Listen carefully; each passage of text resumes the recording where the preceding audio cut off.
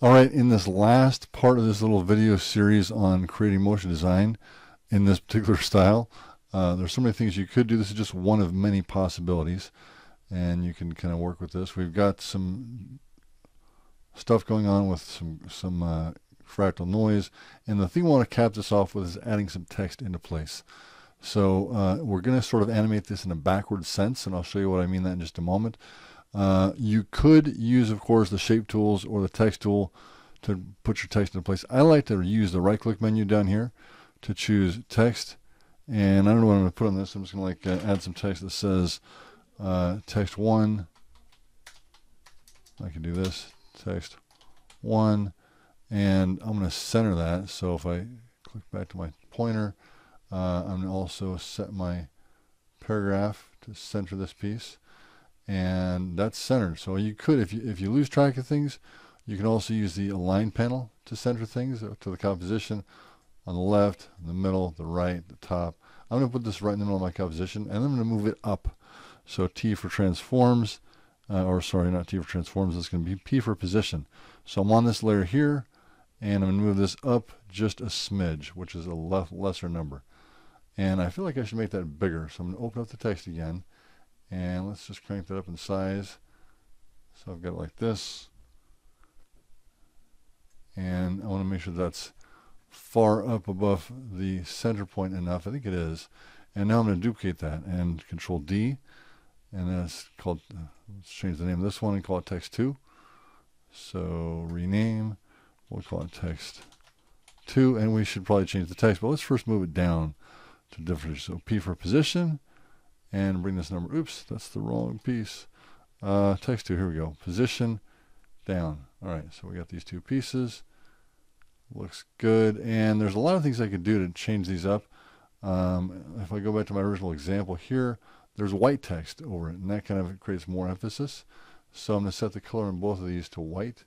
There are a lot of things you can choose stylistically or design-wise, and you'll notice it doesn't look that great. So I'm going to do some things to try to improve the appearance, but I'm going to leave my original one at black just to see which one eventually works better. So now I'm going to go back to my effects and presets. I'm going to search for drop shadow, and if you like menus better, that happens to be in the effect menu in stylize, I think. So I'm going to finish typing shadow in here. Type shadow, drop shadow, here we go. So drop that onto my text, and that creates a little bit more emphasis, looks a little bit better. Let's increase the distance a little bit more to make it build up a bit more, and that looks a lot better. It gives it a little feel of professionality and business-like information.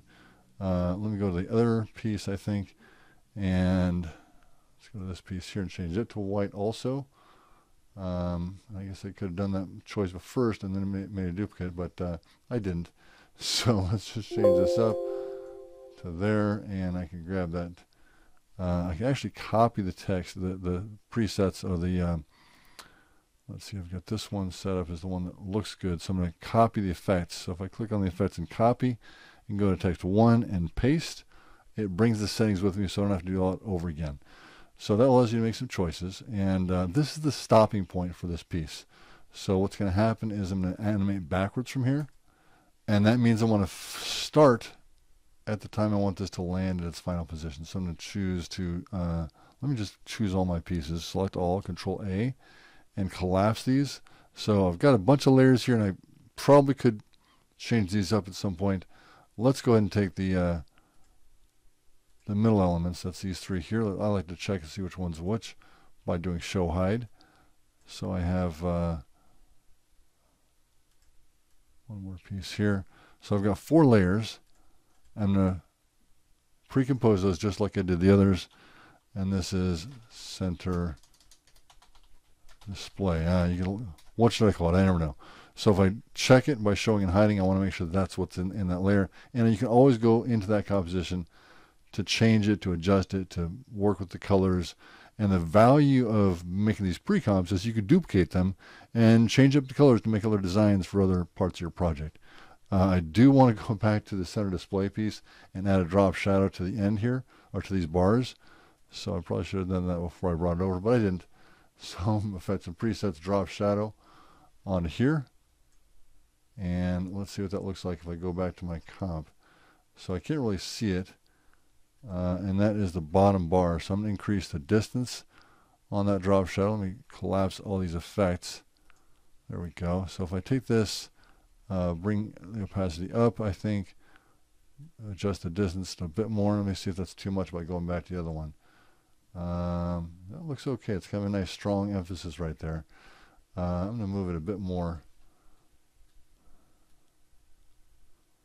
So different distances further. It's too far, too far, too far. Let's go back to like 15 or 16. So, all right. So having done that, I can now take that effect.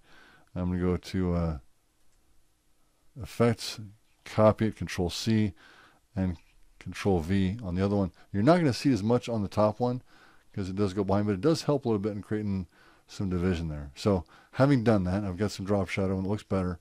And the next thing we do is animate this text. So going to text 2 and text 1, I may as well just select them both and push P for position. And notice that this allows me to create keyframes all at once. So now they both have a keyframe at that current position. And now we'll go move them over.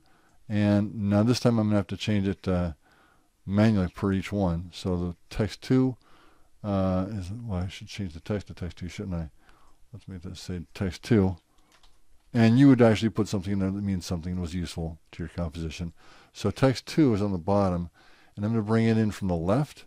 So I can just type a 0 in here. Oh, that was the wrong number. That's the vertical. This is the horizontal. And that's almost far enough. Okay, and then similarly, I'm going to go to my other text, and it's going to go to the right. Now, this is moving it to its starting position. Okay, because it's a lot easier to set it at its final position than move it from there than it is to go the other way. So now it goes like this, and we're done. So that's pretty much the whole thing that this works out as. And there's a lot of things you could do differently. You could change it to being a smaller box to put the text in. You could use just this piece if you wanted to go over video. There's just a few techniques I threw in here to kind of like learn a few things about motion design.